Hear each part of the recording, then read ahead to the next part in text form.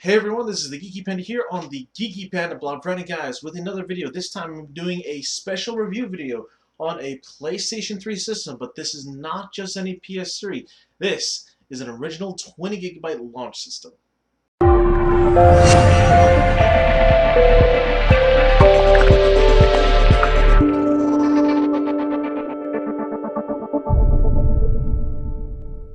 Now, when the PlayStation 3 first came out, there were two different models, the 20GB and the 60GB. Of course, a lot of people wanted to opt for the 60GB because there was more bang for the buck. This is the kind of the dumbed down version of it, but still with a lot of great features going for it. So let's review what this thing has. Other than a really crappy 20GB hard drive, which in today's gaming standards for the PlayStation library, it's not going to last long. So I can already tell you without a shadow of a doubt, upgrade it to at least a 500. So the one thing we can note about this PlayStation 3 is that it's different from anything else, that you can tell that it is a 20GB because it's all black right here. Usually the 60GB system had like a silverish chrome. The later on models have more of a like a mache silver, but they were basically distinguishable by this chrome, by this faceplate piece right here for the Blu-ray drive slot. Another thing to note with this 20GB, you still get 4 USB ports in the bottom, and if we look here on the back, this is going to be the interesting part.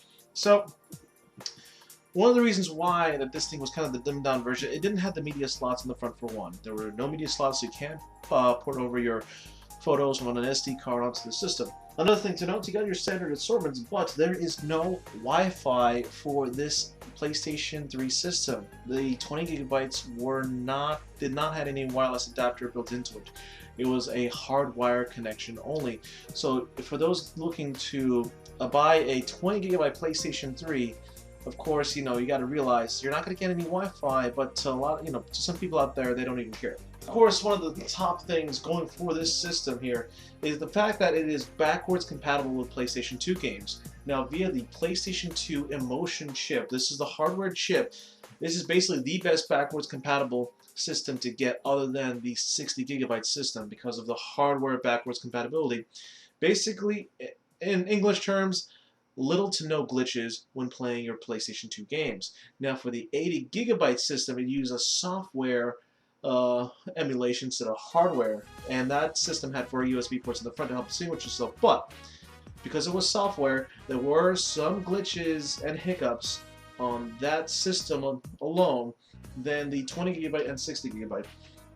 All I have to say is, as of right now, these systems are strictly you can't find them new anymore, of course. You can find them used on a variety of websites. GameStop still carries some here and there. It just really depends. You might be lucky. You gotta watch out though, because these things are notorious dust magnets. So if you had a previous owner who really didn't take care of this, there might be a lot of dust in there, which of course will be a negative impact on the system's health. Now, I bought this at GameStop through a deal where I also got a free wireless controller as well as two $20 games for free. Well, two $20 and under games for free, I should say. But this came from their, this was completely refurbished, came from their factory. So basically, it has been cleaned out, new thermal paste. They basically went in there and just did their thing, and they did it well. Granted, I can nitpick on some things, but overall, this system works, at the fullest. Of course, the HD hard drive slot is on the bottom of the system.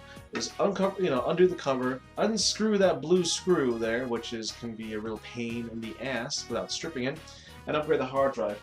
That's basically it in a nutshell if you just want to upgrade it. I will post a video for upgrading hard drive via the fat systems, super slims, and super slims for those of you who are wondering. But as far as that goes, this is a solid system.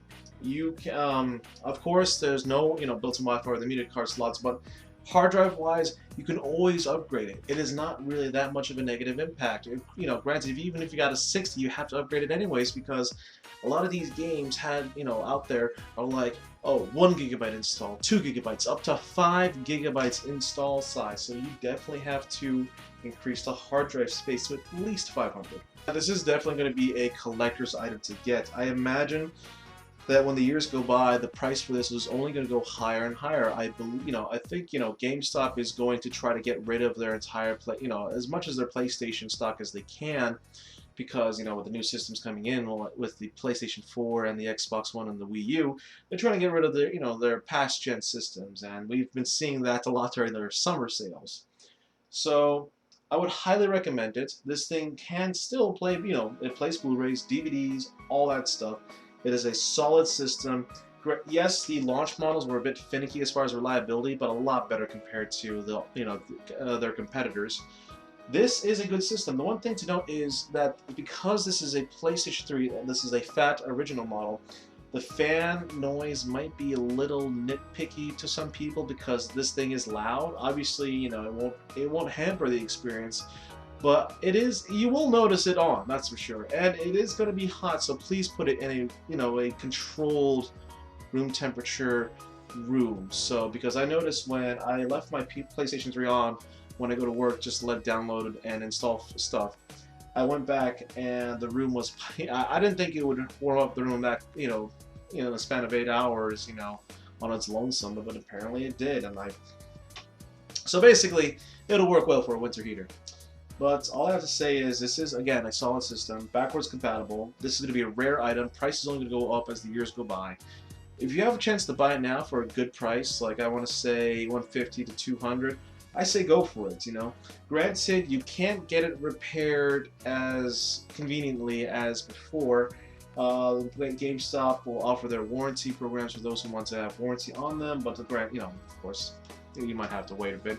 I think Sony might still be willing to fix it. Of course, you have to pay a fee just to get them to look at it, and then another fee just to get them to fix it. But overall, there's still hope. That's the basic overview of this system here. Good venting, touchpad for the eject and the power on buttons. That's it. This is a all I have to say is just, you guys, if you have one, take care of it because it will definitely take care of you. Just don't push it to its limits. Keep it out in an open space so you can prevent warm air from lingering in there. And, that's about it in a nutshell. The backwards compatibility works great. I played games like Persona 4, Ace Combat 5. Hello, all that stuff. So again, folks, thank you for watching my video here on the Geeky Panda blog. If you yourself have a backwards compatible system, post it down here in the comment box. Is it worth it to buy it now? Do you think you guys enjoy your backwards compatibility? Post it down here in the box. Also, feel free to check out my other video content here on the Geeky Panda blog. And above all else, this is the Geeky Panda here on the Geeky Panda blog. So remember, stay geeky, my friends.